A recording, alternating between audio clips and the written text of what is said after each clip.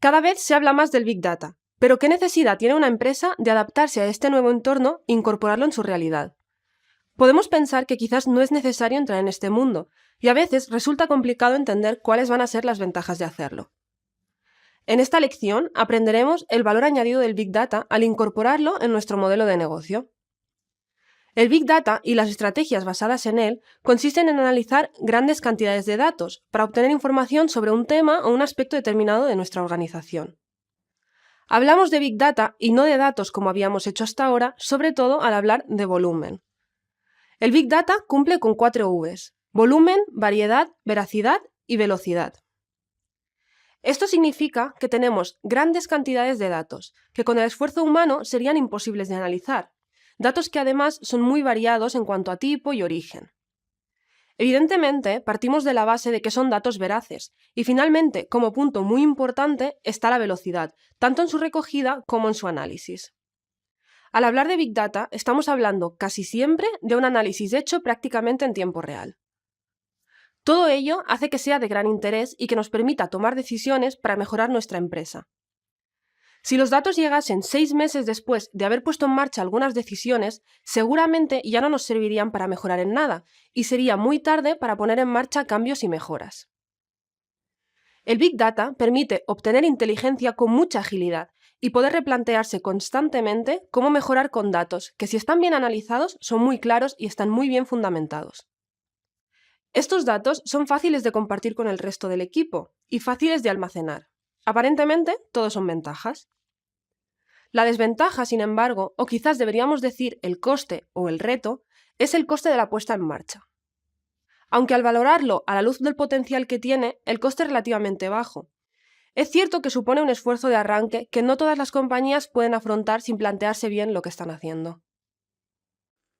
Cuando hablamos de Big Data, tenemos tendencia a pensar que es algo que solo es apto para grandes empresas, multinacionales en su mayoría, y que pueden hacer una gran inversión en avances tecnológicos, innovación, equipos altamente acostumbrados a trabajar en estos entornos, etc.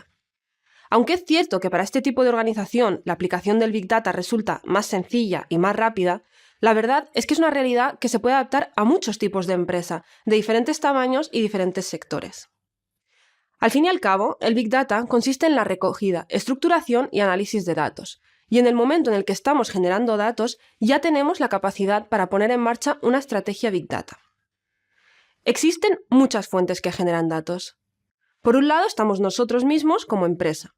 Por otro están los datos que generan los clientes, y además también están los datos de la competencia o los datos que hay de fuentes públicas. Muchas veces todo esto está a nuestro alcance con mucha más facilidad de la que creemos. Si se trata de una empresa pequeña, esta estrategia exigirá un esfuerzo, generalmente en capital humano.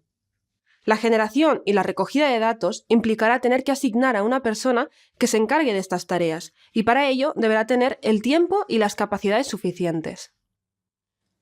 La incorporación del Big Data en una empresa puede ser algo que se haga de manera progresiva, no es necesario que se incorpore todo el proceso a la vez. Lo que sí que es importante es que la persona que se va a encargar de la incorporación de estas estrategias de recogida y análisis de datos sepa cuál es su objetivo. Así, se evitará que nos encontremos en una situación en la que hay más información de la que podemos y necesitamos procesar. En caso que sea necesario, también se tiene que contemplar la formación de esta persona. Ahora es momento de que te plantees qué datos podrías empezar a recoger en tu organización y a quién le asignarías la tarea de recopilación. Antes de empezar una estrategia de Big Data, es importante saber quién se encargará de gestionarlo, ya sea una persona o un equipo. ¿Qué capacidades tendrá? ¿Qué cualidades le vamos a pedir?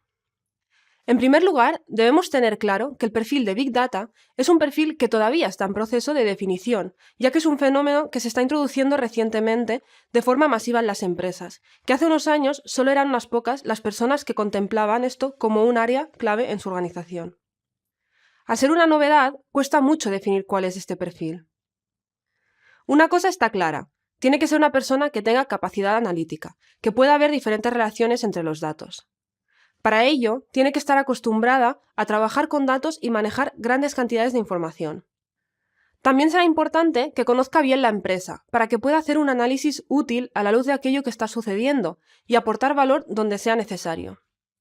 Aquí se plantea la eterna pregunta: ¿debo designar a alguien de mi organización o tengo que contratar a otra persona? Ambas opciones tienen pros y tienen contras. Si hablamos de una persona que ya está dentro de nuestra organización, nos tendremos que asegurar de que dispone del tiempo suficiente para ejecutar estas estrategias y no pensar que lo podrá hacer en su tiempo libre. Además, es posible que debamos invertir en formación para que puedan conocer las novedades del mercado y los avances tecnológicos. En general, en muchas organizaciones podemos encontrar personas muy motivadas y con muchas ganas de poner en marcha un proyecto de este estilo. Esta motivación hará que tengan ideas que nos pueden ayudar mucho a mejorar. Si por el contrario optamos por alguien nuevo o externo, que en principio tiene conocimiento en el análisis de datos y la implementación de estrategia Big Data, le tendremos que explicar bien la realidad de nuestra empresa y, si es posible, deberá conocer al equipo. A menudo nos encontramos con empresas que son un poco reticentes a la hora de compartir información con terceros o con empleados que se acaban de incorporar. Pero en el análisis de datos es muy importante poder establecer relaciones entre diferentes factores, y para ello, cuanta más información tenga esta persona, más probable es que saque información e inteligencias relevantes. Se suele decir que el Big Data no tiene límites, pero lo cierto es que sí que existen algunos factores que debemos tener en cuenta. Independientemente de los avances tecnológicos a los que consigamos llegar, su aplicabilidad siempre estará sujeta a los marcos legales. En el Big Data se manejan grandes cantidades de datos personales. Cuando estos datos se analizan, se agregan para entender tendencias y modas, y normalmente están anonimizados. Pero aún así, las personas de las que estamos obteniendo los datos están protegidas por las leyes de protección de datos que hay vigentes en cada país. Esto tiene importancia a la hora de almacenar los datos en nuestra empresa. Nos tenemos que asegurar que estamos siguiendo la ley de protección de datos. En caso de que sea necesario, tendremos que informar a los usuarios de que sus datos se están almacenando. Un ejemplo de esto sería cuando una persona se hace socia de nuestro servicio y le hacemos rellenar un formulario. Es muy común que en alguna parte de este formulario aparezca un aviso sobre la protección de datos y su almacenamiento. Otro momento en el que debemos tener en cuenta la protección de datos es si compramos datos a terceros o algún servicio que lleve datos asociados. Especialmente en el ámbito de las redes sociales y de Internet, nos tendremos que asegurar, siempre en la medida de lo posible, de que los datos que se nos están facilitando no se han obtenido infringiendo ninguna ley de protección de datos ni utilizando métodos poco éticos. Finalmente, también deberemos tener en cuenta, y además con mucha delicadeza, el momento en el que transferimos los datos. Es posible que en alguna fase determinada pidamos la ayuda de una empresa externa que nos ayude a entender lo que dicen los datos. En esta fase, también nos tendremos que asegurar de que estamos cumpliendo la regulación en vigor a la hora de transmitir los datos, y que la empresa con la que trabajaremos va a mantener la confidencialidad sobre la base de datos a la que puede tener acceso. En Europa hay una ley vigente que afecta a los datos de ciudadanos europeos, independientemente de dónde esté localizada la empresa que los usa. Se trata de la GDPR, General Data Protection Regulation. Entre los derechos para los usuarios que recoge esta ley se encuentra el derecho al olvido, pero lo más destacado es el derecho que tienen los usuarios a obtener información sobre para qué se están utilizando sus datos si es que se están utilizando. Además, desaparecen las opciones premarcadas y los usuarios tendrán que dar autorización explícita para el uso de sus datos. Como vemos, el marco legal avanza hacia un modelo cada vez más transparente por parte de las empresas, que también les aportará más credibilidad. Al hablar de datos, podemos tener la sensación de que estamos intentando abarcar algo muy amplio y que se nos queda grande. Tener esta sensación es bastante normal ante un campo tan nuevo. Por eso es importante definir bien qué es lo que tenemos delante. La primera forma de definirlo es conociendo qué tipos de datos nos podemos encontrar, ya que esto nos ayudará a entender los procesos basados en análisis de datos y los pasos necesarios. La principal clasificación de datos es entre datos estructurados y datos no estructurados. La mayoría de datos que recogemos son datos no estructurados, pero es sobre los datos estructurados sobre los que podemos trabajar bien. Podríamos decir que los datos no estructurados son la materia prima y los datos estructurados son un producto que ya está listo para darnos el producto final. Los datos estructurados son aquellos que ya tenemos bien localizados en un documento y que ya han sido organizados en base a unos parámetros. Pueden ser hojas de cálculo o bases de datos. Aunque ahora mismo lo que nos viene a la mente son datos estructurados en plataformas digitales, también son datos estructurados aquellos que están en soportes más clásicos. Por ejemplo, una carpeta con las fichas de nuestros socios, ordenada por orden alfabético, y en la que hemos agrupado hombres y mujeres. Sería un ejemplo de datos estructurados, con la única diferencia de que aún no los hemos digitalizado. En el entorno digital, los datos clasificados normalmente se organizan por filas y por columnas, y a menudo se organizan utilizando un sistema SQL, Structured Query Language. Un ejemplo de datos estructurados por filas y por columnas es una hoja de Excel, en la que hemos recogido los nombres de los asistentes a nuestro último evento, su fecha de nacimiento, la ciudad en la que viven y sus datos de contacto. Aún así, se dice que solo el 20% de todos los datos que tenemos están realmente estructurados. Es decir, estamos perdiendo el 80% de la información por ser simplemente desordenados. Lo malo de los datos estructurados es que a día de hoy no recogen tanta información como los datos no estructurados. Como todavía no estamos acostumbrados a la recogida de datos estructurados, cuando la hacemos, muchas veces recopilamos unas cuantas variables o atributos, pero dejamos atrás muchas otras que pueden ser muy interesantes. Los datos no estructurados, por otro lado, son toda la información que no podemos encajar o no hemos encajado en ninguna clasificación concreta. Ejemplo de esto serían correos electrónicos, mensajes de audio o publicaciones en redes sociales. Todos estos elementos contienen un alto nivel de información, pero no están estructurados en ningún formato y además ocupan mucho más espacio. En el medio se quedan los datos semiestructurados. Lo que se hace aquí es organizar los elementos según algunos de los atributos que tienen, pero aún así dejar parte del contenido sin estructurar y sin eliminar del todo. Un ejemplo de esto sería un tweet. Los tweets se recogen y en columnas se colocan el autor, la hora de publicación, la interacción generada, el país desde el que se emitió, etc. Aún así, siempre se guarda el texto completo del tweet para poder hacer un gran número de combinaciones a la hora de hacer el análisis, y también se suele guardar el enlace original, para poder obtener siempre datos que quizás en un primer instante no se habían almacenado. ¿En qué momentos la empresa puede estar recogiendo datos sin ser consciente de ello? Como sabemos, toda nuestra actividad genera información, que puede ser de mucho interés para las empresas, pero que sin embargo muchas veces no se recoge. En pleno 2018, ir de compras es toda una experiencia. Si nos fijamos en la digitalización de los negocios y lo que han avanzado en cuanto al análisis de datos, veremos que es así. Por un lado, están las tiendas tradicionales, en las que entras, escoges el producto que más te gusta, lo pagas y te vas, mientras la cajera apunta en una libreta las ventas que ha efectuado. En otras, sin embargo, todo pasa por máquinas y toda acción es vulnerable de ser registrada. ¿Es que en una tienda generamos más datos que en otra? En todas estamos generando exactamente lo mismo. La única diferencia es que en algunas se recopila y en otras no.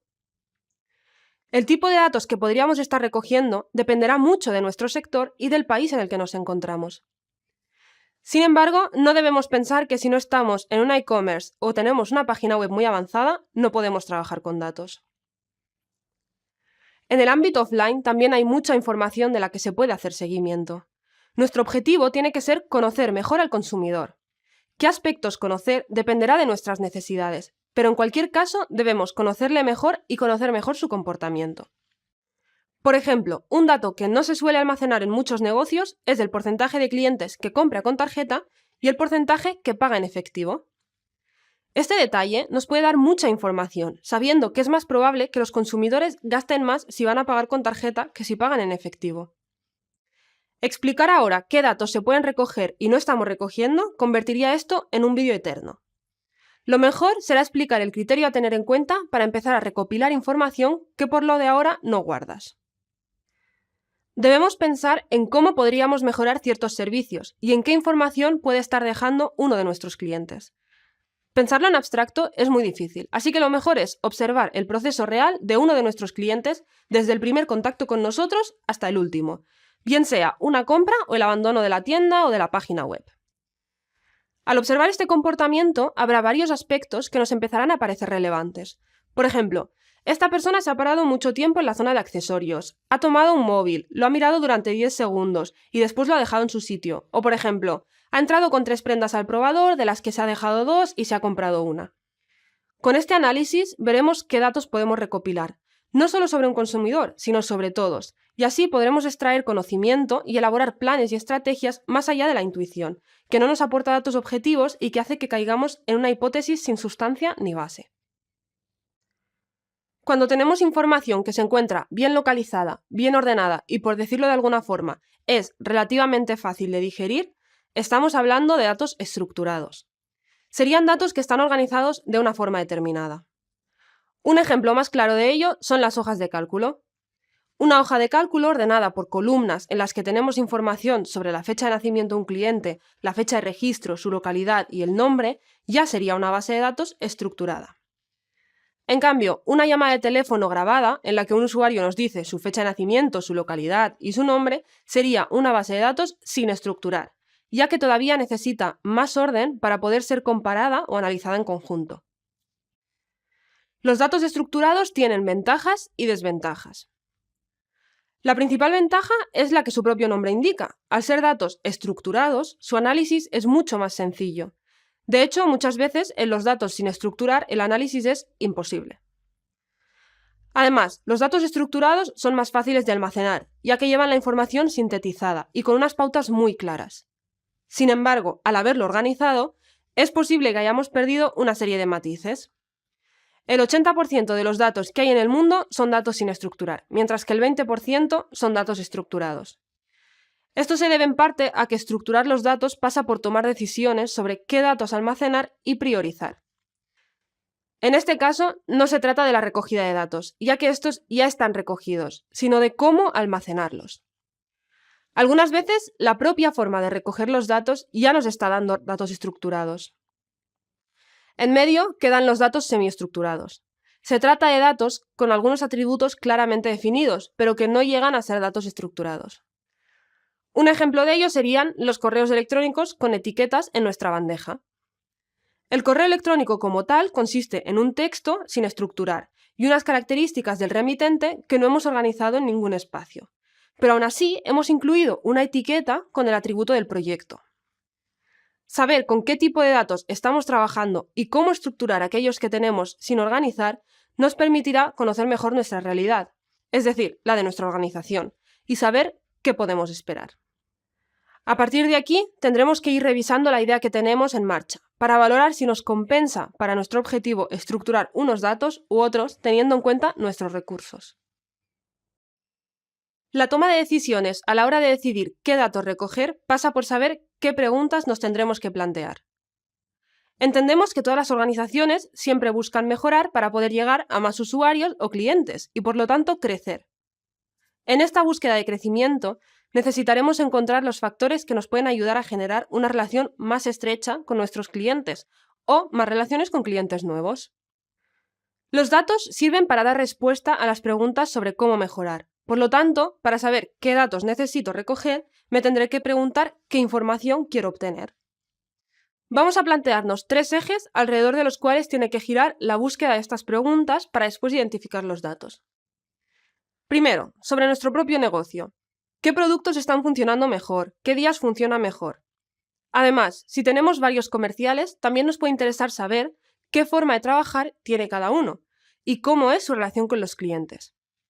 Quizás entonces descubrimos, y podemos contrastar con datos, que a algunos de nuestros trabajadores se les dan mejor los clientes de un tipo, mientras que otro prefiere, sin saberlo, los de otro. Todos estos matices son cosas que a veces la intuición ya nos dice, pero que con los datos podremos confirmar y defender en otros espacios. Segundo, también nos interesará saber sobre la competencia o sobre el sector en general. En estos aspectos estaremos mucho más limitados a la información pública que podemos encontrar, pero que muchas veces es superior a la que nos imaginamos.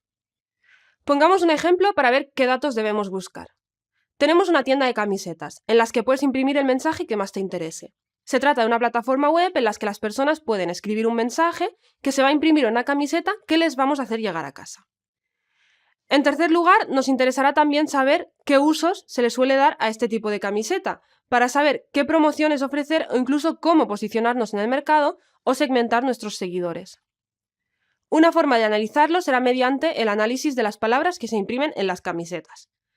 Si almacenamos estas palabras, podremos ver cuáles son las que más se repiten, y eso seguramente nos dé pistas muy valiosas sobre modas, tendencias o usos típicos. A partir de aquí, hay más preguntas que nos podemos hacer y que podemos responder con datos. ¿Cuáles te harías tú? En las redes sociales se publica mucha información útil para entender lo que está pasando. Es cierto que existen un sinfín de posibilidades en el mercado, así que veremos brevemente la diferencia entre ellas. Cuando hablamos de la recogida de datos en redes sociales, nos referimos a la escucha activa o el social media listening. Para empezar, debemos pensar en qué palabras queremos monitorizar, es decir, rastrear, o qué información necesitamos. Cuando las hayamos identificado, tendremos las palabras concretas que le vamos a pedir a Internet. En cuanto a las herramientas, existen algunas herramientas gratuitas y algunas de pago. Las herramientas de pago permiten almacenar y analizar más detalladamente lo que está comentando Internet, pero su precio puede no ser asumible por algunas empresas, sobre todo al principio. En este caso, puede que nos interese optar por herramientas gratuitas. La primera herramienta gratuita para monitorizar la conversación que hay en Internet sería Google Alerts.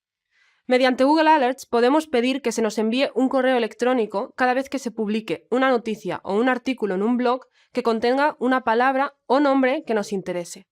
Lo lógico será que la palabra sea precisamente nuestra marca. Por otro lado, están nuestras propias redes sociales. En la medida de lo posible, debemos almacenar los mensajes o comentarios que recibimos en nuestros canales, ya que estos nos aportan mucha información sobre lo que los usuarios piensan y las intuiciones que es posible que ya tengamos. Idealmente, almacenaremos el contenido de los mensajes y las fechas y horas en los que se publican. Así podremos hacer un análisis tanto del contenido como del reparto en el tiempo. Teniendo en cuenta las redes sociales, una herramienta que nos será muy útil será TweetDeck. TweetDeck es la herramienta de gestión profesional oficial de Twitter. En esta plataforma se pueden crear columnas con diferentes parámetros, y una de ellas puede ser una columna en la que podemos ir agrupando y leyendo todos los tweets emitidos con la misma palabra o marca. Debemos tener en cuenta que aunque nuestro despliegue en este aspecto pueda parecer limitado, la escucha activa, de un modo o de otro, nos aportará mucho valor a la hora de conocer mejor al cliente. El análisis de páginas web nos puede dar mucha información sobre la actividad de los usuarios que nos visitan. La herramienta principal que podemos aplicar es Google Analytics. Google Analytics es una de las herramientas de Google y está pensada y diseñada para que podamos obtener datos relevantes sobre la actividad en nuestra página web y entender mejor a los internautas que la visitan. La configuración de Google Analytics se hace utilizando nuestra cuenta de correo electrónico creada en Gmail. Dentro de una misma página de Google Analytics podemos tener diferentes páginas web. Al entrar en nuestra página de Google Analytics nos encontraremos un dashboard o una pantalla principal preconfigurada. En ella se encuentran los datos que se suelen utilizar más en el análisis web, pero podemos editarla y añadir indicadores que por nuestra actividad concreta también nos pueden resultar interesantes. En este vídeo hablaremos de los principales indicadores, pero lo cierto es que hay muchos más que puedes explorar. El primero, y el más evidente, es el número de visitas en un periodo determinado. Esto significa el número de veces que se han visto nuestras páginas, y nos puede ser muy útil, especialmente para comparar con periodos anteriores o para ver qué días de la semana o en qué horario recibimos más tráfico. Por otro lado se encuentra el número de sesiones. Esta cifra nos ayudará mucho, ya que no se refiere a cuántas páginas se han visitado, sino cuántas veces se ha visitado nuestra página web. El matiz está en que un usuario puede entrar a nuestra página y visitar diferentes secciones, pero esto se contabilizará como una sola. De aquí nace una ratio que Google Analytics nos da y es el número de páginas por sesión. Este número acostumbra a ser relativamente bajo, pero nos ayuda a saber cómo funciona la navegación dentro de nuestra página web, para después distribuir el contenido y determinar si debemos dividirlo entre el mínimo de páginas posibles o podemos organizarlo en muchas. Otro número útil es el tiempo de permanencia media en la página web. Esto nos indica cuánto suele estar cada persona en nuestra página. Así podremos evaluar si estamos poniendo demasiado texto para el tiempo de navegación que hay. En otros apartados de Google Analytics también podremos ver las páginas más visitadas o el comportamiento del usuario, es decir, cuál es su flujo de navegación y qué páginas se suelen ver primero y cuáles más adelante. Google Analytics ofrece muchos más detalles de los que hemos cubierto en este vídeo. Sin embargo, aunque no se llegue a leer todo, es importante que como mínimo una vez al mes consultemos nuestra cuenta de Google Analytics para saber cómo está funcionando la página web. Recopilar datos que no son internos o que no son sobre nuestra empresa puede resultar un poco complicado, pero eso no significa que no sea necesario. Se trata de una tarea que muchas veces no va a formar parte de nuestro funcionamiento rutinario, pero ejecutarla al menos una vez nos ayudará a entender mejor el sector en el que nos movemos. Los datos que recogeremos serán sobre nuestro perfil de consumidores, sobre el sector o sobre la competencia. Para ello debemos tener en cuenta la privacidad de los datos y las leyes vigentes, para no violar ninguna de ellas. Muchos de estos datos, a menudo, se obtienen mediante empresas especializadas, pero debemos asegurarnos de que estas empresas con las que colaboramos están cumpliendo con el marco legal a la hora de recopilar, almacenar y compartir los datos de usuarios, especialmente aquellos más sensibles. Mucha información se puede obtener en los institutos estadísticos del país que nos interesa. En algunos países esto será más importante que en otros, ya que los datos serán más fiables o estarán más actualizados, pero en cualquier caso es una fuente a la que siempre podemos recurrir. Además, también hay organismos internacionales que recogen datos. Es el caso del Banco Mundial o las Naciones Unidas, y empresas privadas que también publican información que recopilan. Por ejemplo, lo hacen Facebook y lo hace Google. No debemos olvidar que gran parte de los datos que recogemos sobre otros se basan en la relación que los consumidores tienen con otras empresas. Estos datos, por lo tanto, los podemos ir a buscar nosotros, escuchando directamente a los consumidores. Está claro que esto será mucho más costoso que si los datos estuvieran disponibles en fuentes públicas y abiertas, pero no lo será más que si lo hiciéramos para nuestra propia marca. Es más, muchas veces se recomienda recopilar datos de opinión sobre la propia marca y sobre la competencia a la vez. Ahora piensa en tu organización y en los datos externos que compilarías. La minería de datos, o el data mining, es un concepto del que se ha hablado mucho en los últimos años y que tiene gran parte de la responsabilidad, por decirlo de alguna forma, del avance del Big Data en muchas empresas. La minería de datos consiste en el proceso a través del cual se obtiene información comprensible de los datos. Son procesos o técnicas basados en tecnología y muchas veces automatizados que nos sirven para entender grandes cantidades de datos. Gracias a la minería conseguimos encontrar patrones para interpretar el presente o el pasado y poder predecir lo que va a ocurrir en el futuro. Es decir, es la parte que explota los datos para poder desechar aquello que no es importante y encontrar relaciones o inteligencia a partir de lo que sí que es relevante y tiene valor. La visualización es una parte muy importante de la minería, ya que una vez hemos establecido los patrones de relaciones entre los datos, necesitaremos verlos plasmados de una forma que nos permita hacernos una idea clara, aunque sea un simple gráfico de evolución, ya que de lo contrario nos puede ser muy difícil procesar mentalmente lo que los datos nos están intentando comunicar. Aunque el Big Data y la minería de datos se utilizan a veces como sinónimos, no son lo mismo. El Big Data es el concepto general, mientras que al decir minería de datos estamos centrándonos en el análisis que nos va a dar una respuesta concreta mediante la observación de estos datos, el análisis Big Data. Todos los avances tecnológicos, el estudio estadístico y la inteligencia artificial nos permiten trabajar hacia una minería de datos más ágil y eficiente, con la que sacaremos provecho a unos datos que de forma humana no podríamos procesar. Y por lo tanto, estaríamos perdiendo toda la información que esas bases de datos contienen.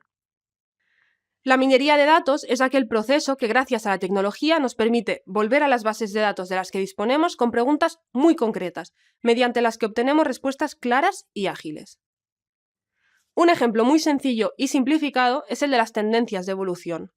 Si tengo una tabla con las ventas de cada día a lo largo de un mes, puedo dibujar un gráfico con la evolución y observar la tendencia que se muestra, incluso pedirle al ordenador que me dibuje según esa tendencia lo que va a pasar durante el próximo periodo.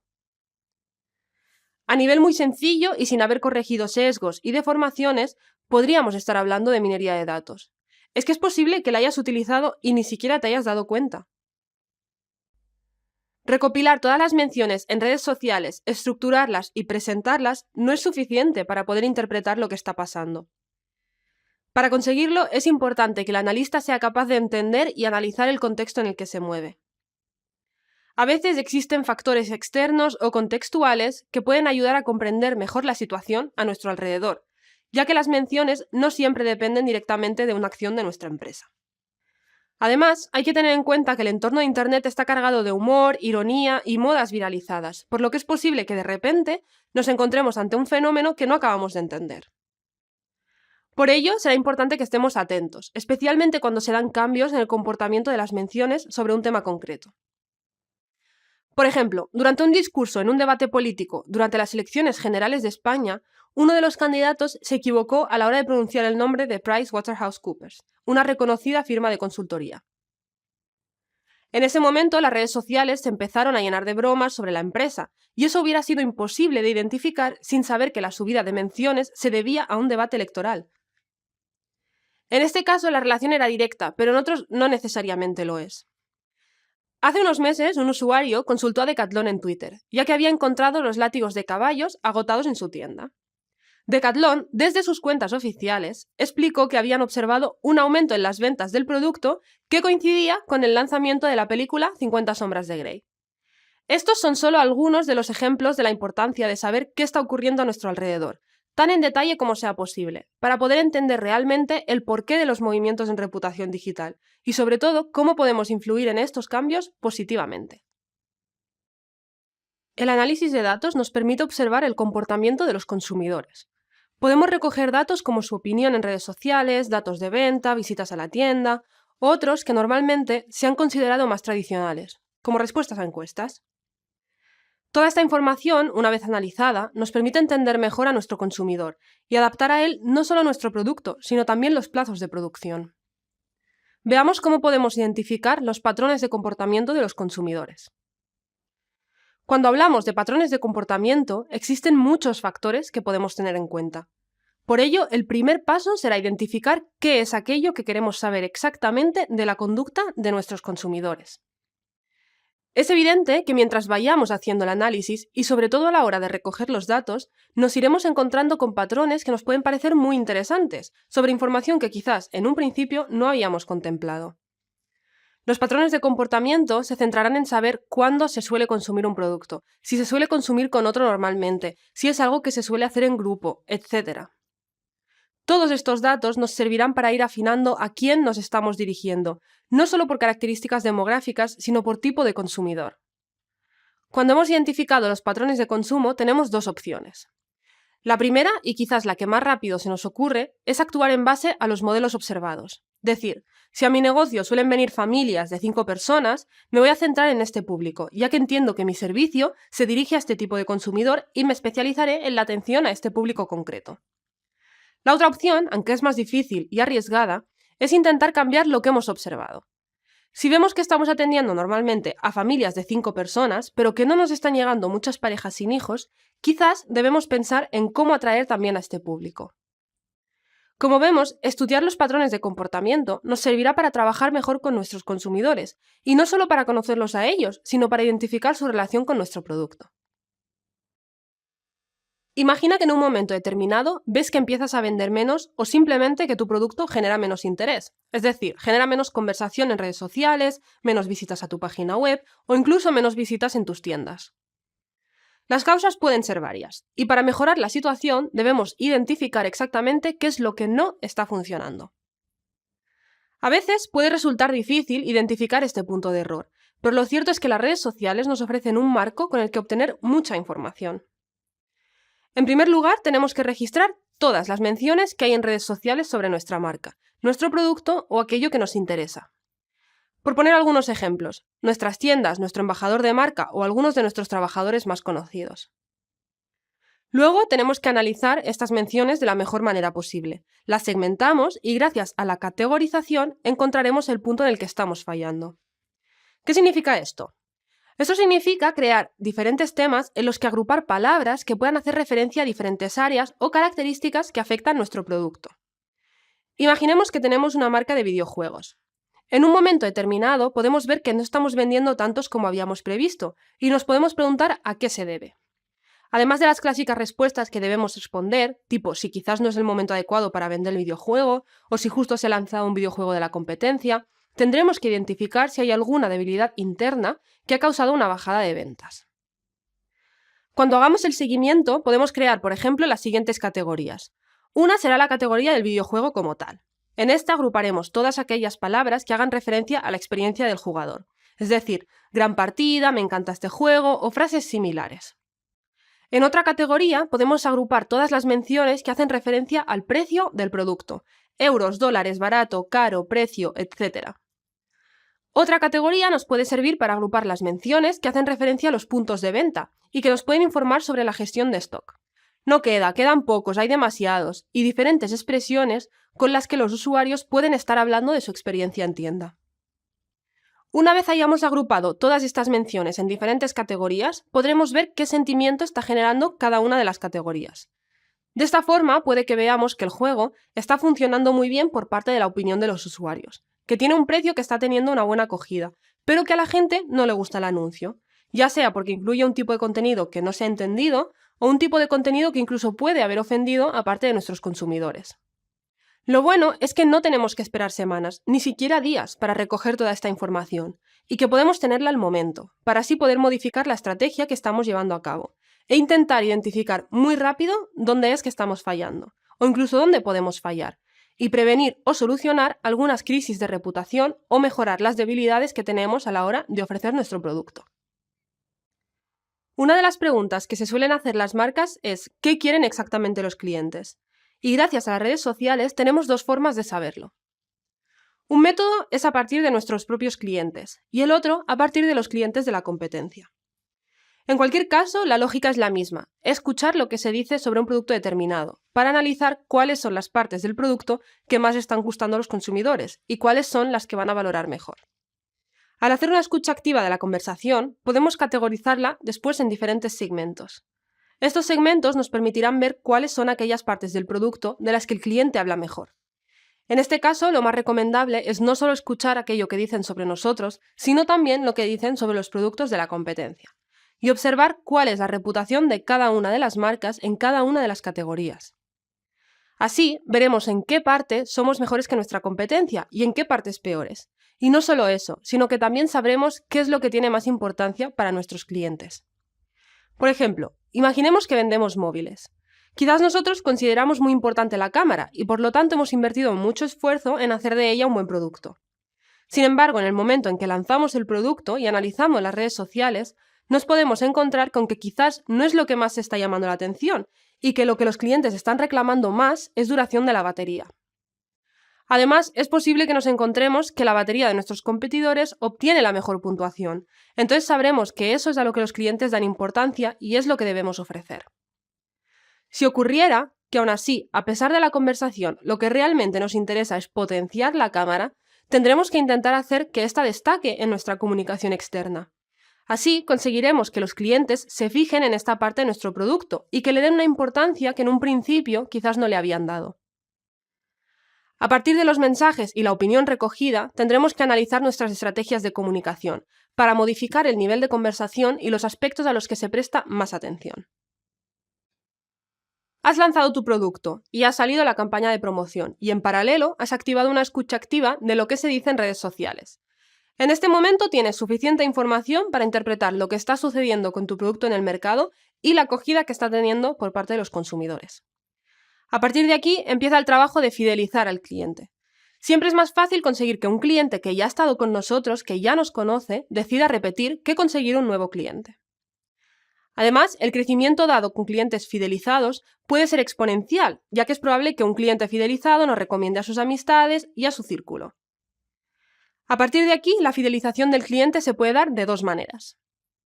Si hemos analizado lo que la gente cuenta en redes sociales, es muy probable que hayamos identificado algunos puntos positivos dirigidos hacia nuestra marca.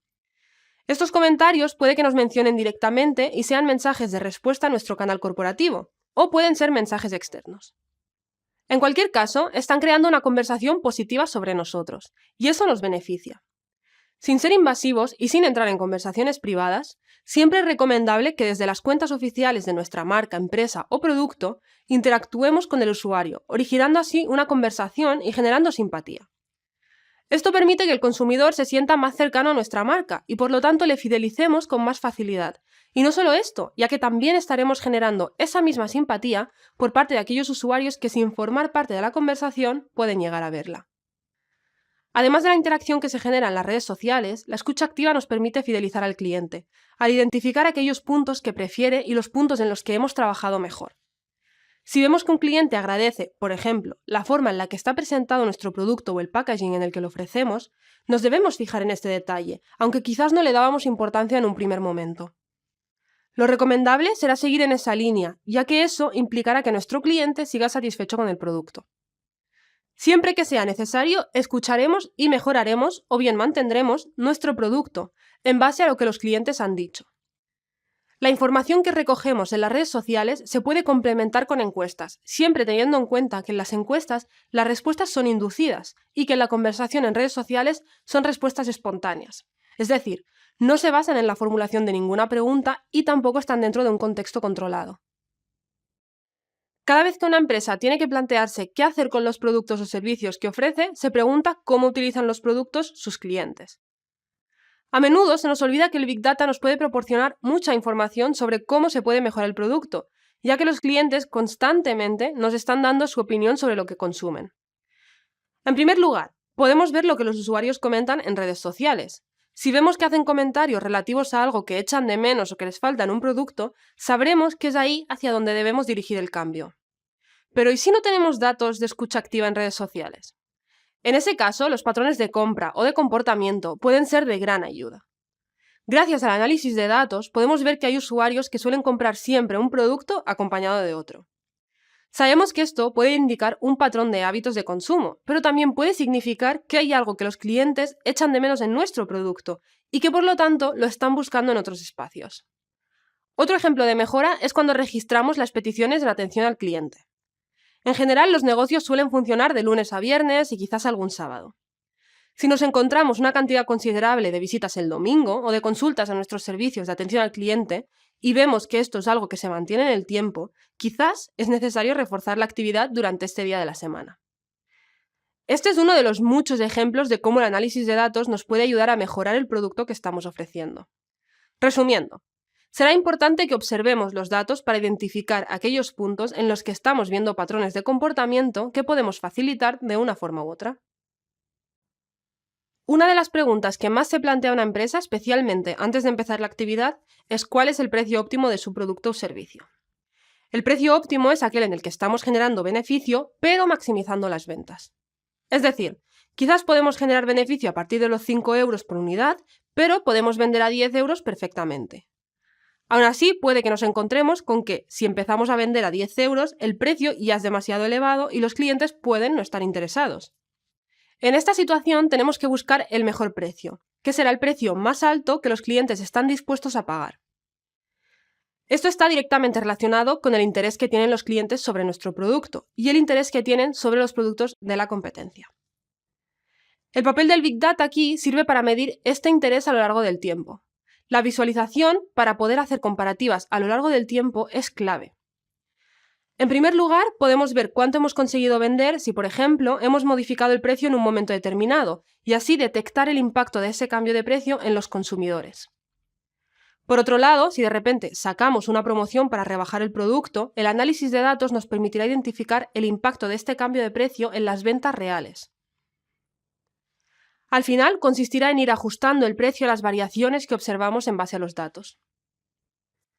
Con el paso del tiempo tendremos más datos sobre los que ir optimizando el precio, teniendo siempre en cuenta que no podemos hacer cambios bruscos, ya que los consumidores los percibirán de una manera negativa. Por lo tanto, la forma más recomendable para introducir cambios en los precios es mediante promociones, o la incorporación de ediciones limitadas que puedan justificar bajadas o subidas en el precio de nuestros productos. Cuando hablamos de Big Data, uno de los aspectos que más interesa a las empresas es la predicción de lo que pasará o lo que harán nuestros consumidores. Estamos hablando de la predicción de comportamiento. En esta parte nos centraremos en un ejemplo muy concreto, para explorar los pros y los contras de la predicción basada en datos. Durante las elecciones generales españolas, que tuvieron lugar durante el verano de 2016, nuestra empresa puso en marcha una escucha activa. Queríamos recopilar y analizar todo lo que se comentaba en redes sociales y noticias digitales sobre los diferentes partidos que se iban a presentar. Esto nos permitiría saber qué opinión tenía la gente sobre los partidos y por lo tanto podríamos calcular si una persona iría a votar a un partido determinado o no. Al final, nuestra idea era intentar saber qué partido político tenía más posibilidades de recibir votos el día de las elecciones. Una de las ventajas de esto es que se observaba la conversación que se da de forma natural y por lo tanto se ven realmente las afinidades de algunas personas con ciertos proyectos políticos. En el caso de un producto, podríamos ver la afinidad de ciertos consumidores con ese tipo de producto o con una marca en concreto. Aún así, que se hable mucho de una marca, producto o partido político no siempre indica afinidad o intención de consumo o voto. Hay que ir un paso más allá y ver cómo medimos aquello que realmente indica una relación potencial. En este caso, esto se hace gracias al análisis de sentimiento. El análisis de sentimiento permite identificar cuáles de aquellos comentarios son positivos y por lo tanto indican simpatía y cuáles no.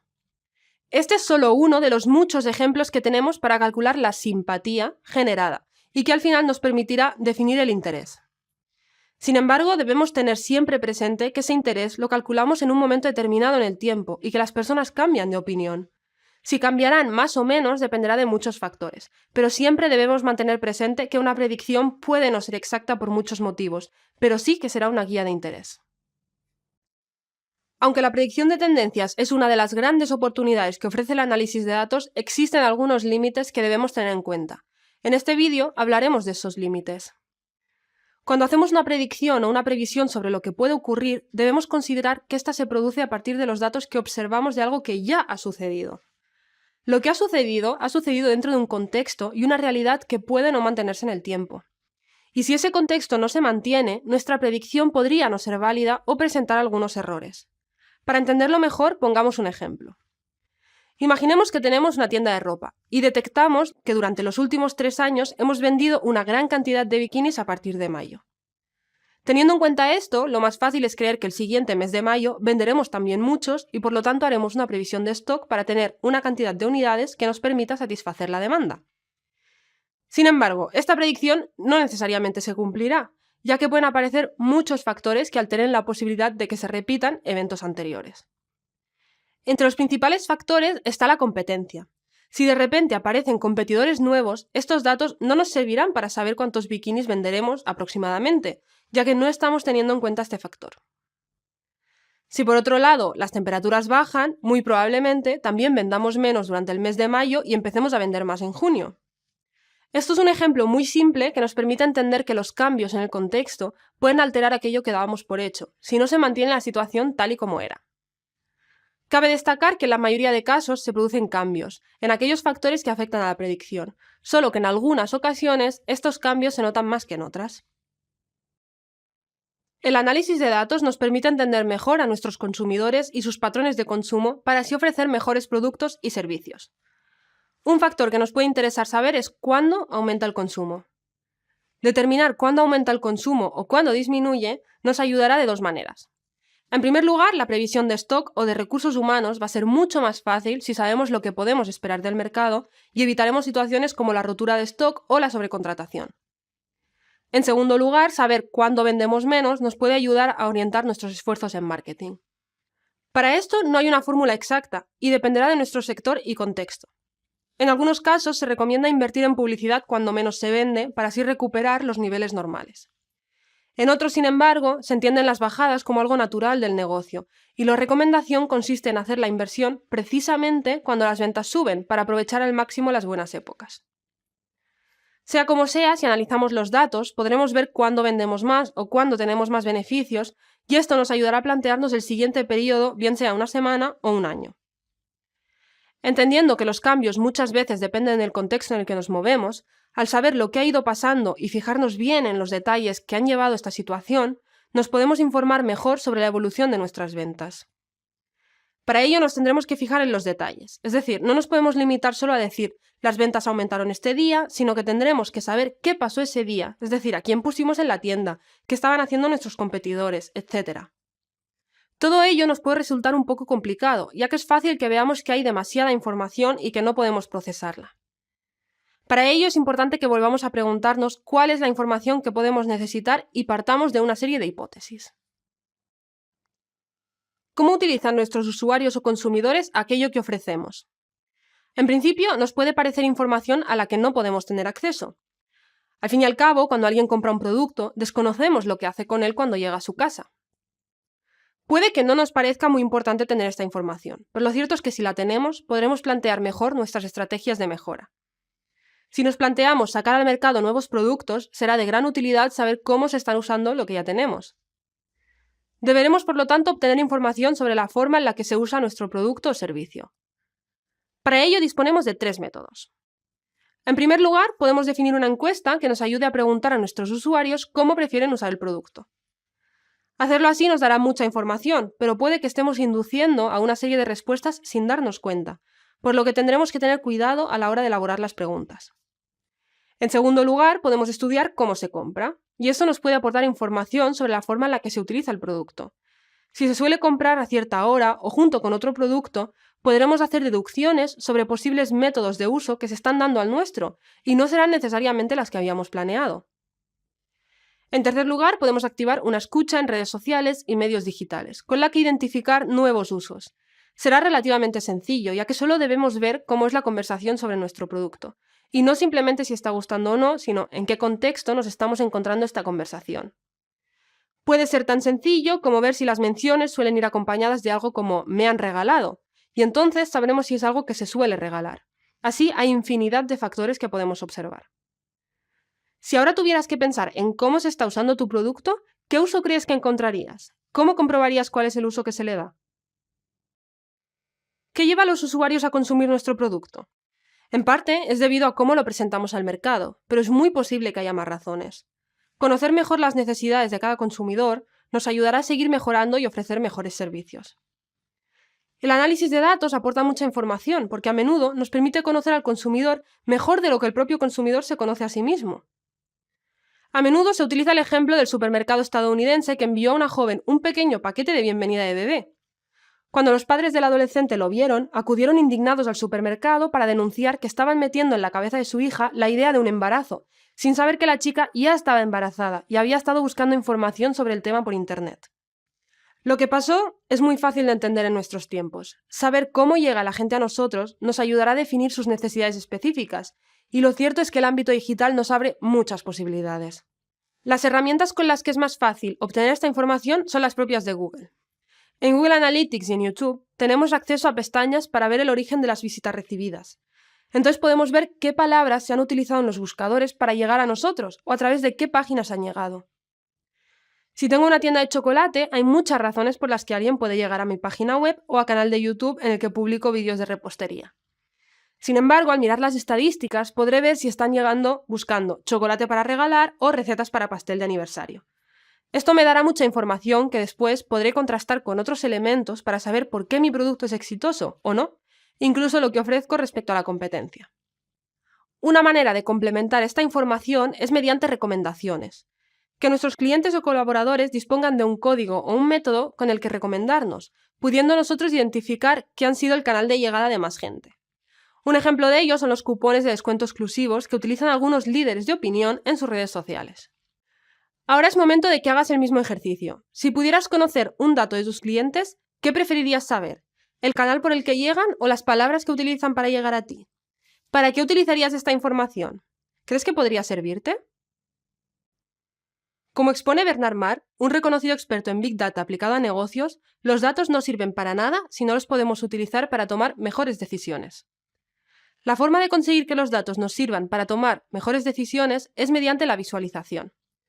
Normalmente, en los procesos de Big Data aplicado a negocios hay varias personas implicadas en el proceso, y la persona que se encarga de recopilar los datos y analizarlos no es la misma que toma decisiones en base a ese análisis. Por ello, es importante que se puedan comunicar las conclusiones del análisis con claridad, y que si alguien tiene que consultar los datos, no tenga que acceder a una compleja base de datos o incluso tener que volver a analizarlos. La visualización y la comunicación en este caso irán de la mano, y es importante que tengamos en cuenta a qué audiencia nos estamos dirigiendo con los datos y para qué los quieren exactamente, y así sabremos qué tipo de visualización necesitan. A día de hoy hay muchas herramientas que nos permiten plasmar datos de una forma relativamente sencilla. Entre ellas se encuentran, lógicamente, los gráficos que podemos crear con el paquete Office. Esta sería la forma de visualizar más sencilla, pero sigue siendo una de las más utilizadas. Otras herramientas más avanzadas, que además permiten visualización interactiva y dinámica, serían Tableau, CartoDB o Infogram. Tableau es una herramienta orientada al negocio y, por lo tanto, el tipo de visualizaciones que podemos hacer también está muy centrado en este aspecto. En los últimos años ha evolucionado y ha mejorado, y actualmente es una de las plataformas más utilizadas en la visualización de datos. Infogram es una herramienta mucho más sencilla que Tableau, pero más atractiva que el paquete Office a nivel visual. Su funcionamiento es muy intuitivo y existe una versión básica gratuita con la que podemos empezar a trabajar. Finalmente, cabe destacar CartoDB. Si, por ejemplo, tenemos una serie de menciones que hemos podido identificar geográficamente, nos puede interesar mostrarlas en un mapa y así ver en qué zonas tenemos más presencia. Si tenemos una cadena de restaurantes, podremos cruzar los datos de dónde tenemos localizadas las tiendas y dónde tenemos un mayor número de menciones, y contrastar si los datos coinciden. Nos puede pasar, por ejemplo, que tengamos una zona geográfica en la que hay mucha presencia, pero en la que todavía no hemos emplazado ningún restaurante, y esto nos puede ayudar a redefinir la estrategia de expansión. Si vamos a proponer un cambio en nuestra organización basándonos en el análisis de datos, es importante saber plantear una reunión. Tenemos que tener en cuenta que muchas veces presentaremos cambios a personas que no están acostumbradas a trabajar con los datos, y por lo tanto tendremos que saber cómo justificar las decisiones que queremos tomar. La visualización de datos es muy importante. Tenemos que representar los datos pensando en qué es lo que queremos destacar y a qué público nos queremos dirigir. Una vez hayamos decidido esto, nos será mucho más fácil. Para conseguir que nuestras explicaciones se entiendan, debemos acompañar la visualización de datos de un texto que nos ayude a hacerla comprensible y a darle sentido a lo que explicamos. Dicho esto, vamos a pensar en cómo plantearíamos esa primera reunión. Primero, definiremos bien las personas con las que nos vamos a reunir o a las que vamos a presentar los resultados. Tendremos que saber la posición que ocupan dentro de nuestra organización y, si podemos, también definiremos su trayectoria, sus tareas o sus objetivos. En segundo lugar, definiremos qué es lo que queremos contar a partir de los datos que hemos recopilado y analizado. Aquí es importante que no tengamos en cuenta solo aquello que es interesante contar o aquellos datos que nos pueden parecer curiosos, sino que todo lo que presentemos tiene que estar orientado hacia un objetivo, conseguir llegar a decisiones para la empresa y explicar por qué debemos tomarlas. Debemos tener en cuenta que al estar hablando con personas que no han participado en la recogida de datos ni en su análisis, surgirán muchas preguntas e inquietudes sobre los indicadores que hemos presentado. Por lo tanto, tendremos que estar preparados para dar explicaciones claras y sencillas sobre estas dudas que puedan ir surgiendo. Finalmente, prepararemos una presentación en la que se puedan ver los datos en un orden lógico, que nos ayude a crear un relato claro y eficaz. Esta presentación no deberá ser extremadamente larga ni contener gran cantidad de datos, ya que al presentarlos en un tiempo reducido, no conviene saturar al interlocutor con grandes cantidades de información. Los datos aportan mucha información sobre los cambios y las mejoras que se pueden aplicar, pero hay que saber qué cambios queremos incorporar a corto plazo y con cuáles tenemos que esperar para más adelante, también teniendo en cuenta la realidad de la empresa. Es posible que al ver la cantidad de datos que recogemos y el análisis que podemos hacer, identifiquemos un montón de mejoras y caigamos en la tentación de querer aplicar todos los cambios a la vez, o desesperarnos si no podemos poner en marcha todo lo que nos gustaría. A la hora de incorporar cambios, tenemos que tener en cuenta dos factores. Es evidente que el objetivo de la estrategia de análisis de datos es mejorar, y por lo tanto debemos intentar hacerlo, pero no podemos olvidar algunos aspectos. Un punto importante a tener en cuenta es la posibilidad de hacer seguimiento. Si vamos a incorporar más de un cambio, es preferible no hacerlo todo de una vez, siempre que sea posible. Si implementamos más de un cambio a la vez, será difícil volver y calcular cuál de las acciones ha influido en nuestros indicadores y cuál no. El otro aspecto es no perder de vista nuestro modelo de negocio y nuestro planteamiento como empresa. Es cierto que recibiremos aportes de los consumidores, que nos pueden ayudar a saber qué es lo que quieren o qué les gustaría, pero esto nunca se debe hacer poniendo en un compromiso lo que nosotros ya hacemos o perdiendo de vista nuestro objetivo principal. Vamos a aplicar las dos situaciones a un ejemplo. Imaginemos que tenemos una tienda de ropa para un público joven y observamos que en febrero los clientes suelen comprar más ropa de abrigo y no tanta ropa de verano. Además, vemos que lo que más se venden son sudaderas. El febrero siguiente, una de las dos medidas que podemos tomar es eliminar la ropa de verano, incorporar más ropa casual o de deporte, quitando la ropa más formal que ofrecíamos. Entonces estaremos cometiendo dos errores. En primer lugar, si hay una mejora, no sabremos si esta se debe a que hemos cambiado la temporalidad de la ropa o su estilo. En segundo lugar, éramos una tienda de ropa para gente joven y hemos pasado a ser una tienda de ropa deportiva, por habernos guiado sin reflexionar suficiente sobre los datos en comparación con la realidad. Los datos siempre serán una linterna para que sepamos mejor dónde pisamos, pero debemos utilizarlos con precaución. Una vez hemos analizado los datos y definido las medidas que se van a tomar, tenemos que determinar cómo se medirá el impacto de los cambios que hayamos puesto en marcha. La mayoría de veces los indicadores serán los mismos que nos ayudaron a tomar esa decisión, pero tenemos que definir una estrategia para marcar objetivos. Vamos a ver cómo hacerlo. Trabajaremos con un cuadro de mandos, que nos permitirá tener muy claro lo que estamos haciendo. En la primera columna del cuadro pondremos todas las acciones que hacemos. Aquí podemos apuntar o bien las acciones nuevas que incorporamos o bien todas las acciones, es decir, las que ya se estaban ejecutando y las nuevas. La decisión dependerá del tiempo del que dispongamos y los recursos para hacer el seguimiento. Es cierto que tendremos mucha más información y nos será más fácil hacer comparaciones si recogemos todas las acciones, pero eso también exigirá más recursos. Lo que sí que tendremos que evaluar son las acciones nuevas, que incorporaremos en base a la observación. Hecha la primera columna, pasaremos a la segunda, la de objetivos. En esta columna marcaremos el objetivo de cada acción. Mejorar ventas, aumentar clientes, aumentar el beneficio, generar más seguidores. Esta columna nos ayudará a definir los indicadores, que nos mostrarán si hemos conseguido cumplir objetivos o no. Veamos un ejemplo. Imaginemos que después de analizar los datos concluimos que solemos vender paquetes de vacaciones a personas que ya han visitado nuestra página web. Vamos a introducir una acción en la que los anuncios en televisión inviten a visitar la página web en lugar de visitar la agencia, que es lo que estábamos haciendo hasta ahora. El objetivo es vender más paquetes de vacaciones. Los indicadores podrán ser, en primer lugar y de forma evidente, las ventas, pero también las visitas a página web. Podemos ir más allá y que uno de los indicadores sea el momento en el que se visita la página web, para ver si coincide con el momento en el que se emiten los anuncios. Al final, es importante que el cuadro de mandos nos ayude a no seguir a ciegas una vez hemos puesto en marcha los cambios que hemos intuido necesarios gracias al Big Data. Nos encontraremos con que habrá acciones que parecían muy claras y que luego no han funcionado, pero de eso también trata el aprendizaje que adquiriremos. Si hay un término que estamos muy acostumbrados a escuchar al hablar de Big Data, es el de inteligencia artificial. La inteligencia artificial, AI o IA por sus siglas en inglés, lleva con nosotros unas cuantas décadas, pero es en la última década en la que empezamos a escuchar hablar de ella especialmente. La inteligencia artificial no siempre se aplica al Big Data y tiene muchos otros usos que se salen de este ámbito, pero es verdad que su papel en las estrategias de recogida y de análisis de datos es muy importante. Lo que la inteligencia artificial permite es acelerar procesos que hasta ahora tendría que estar haciendo una persona y que por lo tanto serían imposibles de gestionar a nivel de recursos. Esto ha permitido que en los últimos años hayamos conseguido hacer cosas que si dependieran de las personas únicamente no se hubieran conseguido. La inteligencia artificial es una de las grandes revoluciones de las últimas décadas. En general, aprende de los inputs generados por humanos que la crean, para así ser capaz de resolver casos basándose en el aprendizaje que se le ha programado anteriormente. Este aprendizaje se lleva a cabo mediante la introducción de algoritmos que ayudarán a la máquina a tomar ciertas decisiones. Esos algoritmos le dicen a nuestra máquina que si sucede A y después sucede B, la respuesta debería ser C. La inteligencia artificial es lo que permite, por ejemplo, que al insertar una base de datos recibamos una predicción sobre las ventas en los próximos 3 años, sin tener que ser nosotros los que hagamos esta operación una y otra vez. Hablamos de inteligencia artificial cuando hablamos de máquinas que son capaces de entender lo que pasa a su alrededor para así agilizar los procesos que antes hubieran hecho humanos.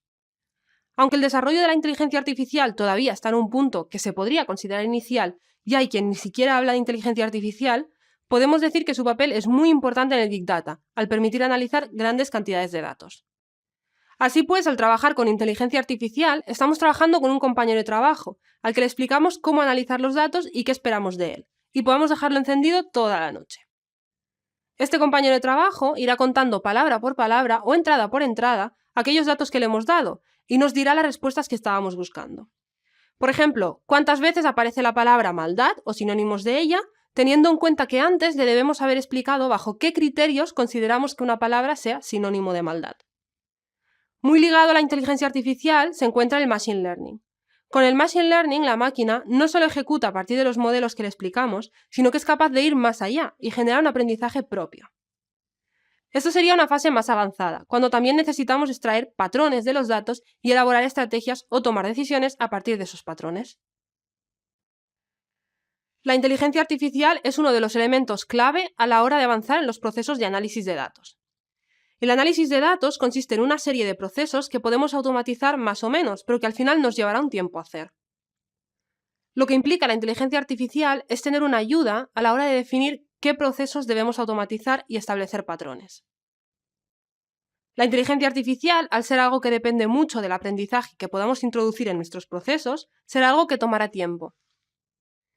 Por ello, es importante que cuando la incorporemos tengamos claro cuál va a ser el recorrido que esperamos darle y cuál va a ser su evolución en el tiempo, ya que hacerla por hacerla puede ser un error con mucho coste. El papel de la inteligencia artificial en los procesos de análisis de datos está en que se tratará de un compañero de trabajo que nos permitirá acelerar el análisis y poder centrarnos en otras cosas. Además, al tratarse de procesos tecnológicos muy avanzados, la velocidad es incomparable a la que conseguiríamos los seres humanos, y por lo tanto se puede extraer información que probablemente de forma manual sería imposible. La creación de algoritmos y rutinas en programas de computación estadística como R o Python nos permitirán desarrollar la inteligencia necesaria en cada caso, adaptándola a aquel conocimiento que tendremos e iremos adquiriendo. Para ello necesitaremos un equipo que entienda de programación o contar con la ayuda de una empresa externa que nos ayude a poner en marcha las rutinas necesarias. Debemos tener en cuenta que la inteligencia artificial ayuda a agilizar procesos, pero si no tenemos una estructura suficiente como para desarrollarla o desarrollarla tan bien como nos gustaría, podemos tener igualmente una estrategia de análisis de datos, simplemente un poco más sencilla. En muchos casos, la inteligencia artificial avanzada no es imprescindible para poder tener un buen análisis de datos. Imaginemos que hemos llegado al punto en el que vamos a incorporar estrategias Big Data en nuestra empresa. Una vez definido lo que queremos hacer con el Big Data dentro de nuestra organización, es hora de hacer una pequeña prueba para aprender cómo funciona todo lo teórico dentro de nuestro entorno y nuestra realidad. Lo ideal será que nos demos un plazo para llevar a cabo estas pruebas antes de ponernos con la estrategia que podríamos llamar definitiva. Aquí quiero hacer un apunte, y es que las estrategias de análisis de datos nunca son definitivas, y siempre deben revisarse y actualizarse teniendo en cuenta los cambios e innovaciones que hay en el mercado. Volviendo a la definición de los primeros pasos, nos tendremos que marcar un plazo en el que estableceremos unas pruebas y los aspectos que queremos asentar en las primeras semanas. Durante estas primeras semanas, que no deberían extenderse más de un mes o dos, definiremos en primer lugar las fuentes de las que queremos extraer los datos. Es decir, en base a lo que queremos saber, de dónde lo vamos a obtener. Este primer mes nos permitirá saber si estas fuentes realmente nos ayudan a conseguir estos datos o no, y si nos ayudan a encontrarlos con suficiente eficacia. Cuando hemos decidido las fuentes, tendremos que identificar a la persona que se va a encargar de analizar todos los datos. Esta persona, en un primer momento, puede ser la misma que se está encargando de definir y aplicar la estrategia. De hecho, es muy probable que sea la misma que está siguiendo este curso. Durante este mes intentaremos entender qué nos dicen los datos que estamos obteniendo y qué información podemos deducir de ahí. Además, este momento nos permite saber si vale la pena obtener cierta información de ciertas fuentes, ya que podemos ver cómo todo esto se puede traducir o no en acciones reales dentro de nuestra organización. Al fin y al cabo, será un periodo de prueba-error en el que deberemos ser pacientes, ya que habrá un proceso de aprendizaje y organización de datos muy importante que no podemos obviar, y que igual que lo tendremos que pasar nosotros, lo han pasado ya todas las organizaciones que han incorporado la estrategia de análisis de datos antes. La reevaluación constante de los modelos y procesos es una de las claves del éxito, pero la pregunta es, ¿cómo hacerla? Tenemos que tener claro que esta reevaluación no se hace para comprobar si hay que culpar a alguien porque algo no ha funcionado, sino más bien para aprender cómo podemos hacer las cosas mejor. Tenemos dos tipos de revisiones que llevar a cabo. En primer lugar, las revisiones sobre los procesos que estamos ejecutando. De forma natural, cada vez que presentemos los datos, ya sea semanalmente o mensualmente, iremos viendo aquellos puntos en los que podemos mejorar. Si estamos trabajando en una organización grande, para poder medir si la recogida, análisis y la presentación de datos está siendo útil para los trabajadores implicados, se recomienda que periódicamente hagamos encuestas de satisfacción que valoren si los trabajadores están satisfechos con la gestión de los procesos Big Data. Un control del tiempo dedicado a cada tarea también nos ayudará mucho. Si vamos apuntando cuánto tiempo destinamos a cada una de las tareas relacionadas con estrategias Big Data, podremos optimizar los recursos humanos y ver si quizás podríamos dedicarle más tiempo a otra actividad. Por ejemplo, puede que nos encontremos que estamos dedicando mucho tiempo a la visualización de datos, pero muy poco a recopilarlos, y eso nos puede ayudar a entender muchas de las dificultades que nos vamos encontrando a lo largo del proceso. En segundo lugar, tenemos las revisiones sobre las estrategias. Estas revisiones van a depender de las acciones y estrategias que pongamos en marcha. Puede que para algunas nos baste con una revisión mensual, pero para otras podríamos necesitar un año o una temporada. Lo importante es que al revisar las estrategias que llevamos a cabo, lo hagamos a la luz de los indicadores que nos hicieron tomar esas decisiones. Por ejemplo, si observamos muchas quejas en redes sociales sobre nuestro packaging y decidimos cambiarlo, la evaluación de la estrategia va a pasar por ver si realmente hemos conseguido disminuir el número de comentarios negativos en redes sociales relativos a este tema. Ahora es el momento de que pongas en práctica tu estrategia de análisis de datos, pero sobre todo tengas en cuenta que la reevaluación de la estrategia es una parte fundamental.